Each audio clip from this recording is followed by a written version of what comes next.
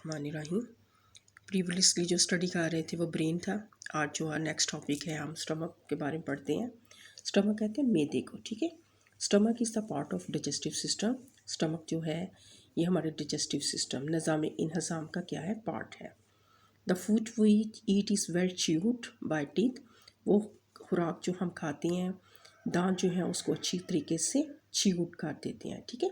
छोटे छोटे पीसेस में उसको, उस फूड को क्या कर देते हैं, डिवाइड कर देते हैं and push into the stomach. और वो च्यूड जो की होती फूड होती है वो कहाँ पहुँच जाती है, हमारे स्टमक के अंदर पुश हो जाती है। Stomach churn up the food. Stomach क्या करता है, उस फूड की चर्निंग करता है, क्योंकि स्टमक जो है उसके अंदर से क्या होता है, जूस पैदा होता है। उस जूस की वजह से फूड जो होती है वो सूप लाइक स्ट्रक्चर में जो है वो तब्दील हो जाती है। और इसके अलावा स्टमक की जो वॉल्स होती हैं वो कंट्रैक्ट और रिलैक्स करती हैं, सिकुड़ती हैं और रिलैक्स होती हैं।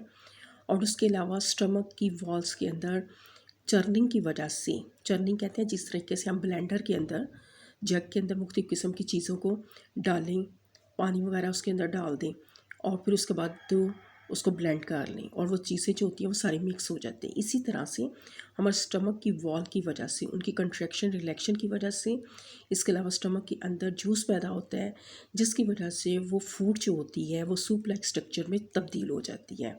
It break down the food into smaller particle, जिसकी वजह से, उस चर्निंग की वजह से फूड जो होती है वो स्मॉलर पार्टिकल्स के अंदर छोटे छोटे पीसीस में डिवाइड हो जाती है। Some of it is absorb for body function. और फिर क्या होती है, वो फूड जो होती है वो हमारी बॉडी फंक्शन के लिए खून के अंदर अब्सॉर्ब हो जाती है, ठीक है, वो ब्लड के अंदर आ जाती है। And the rest of goes out as waste.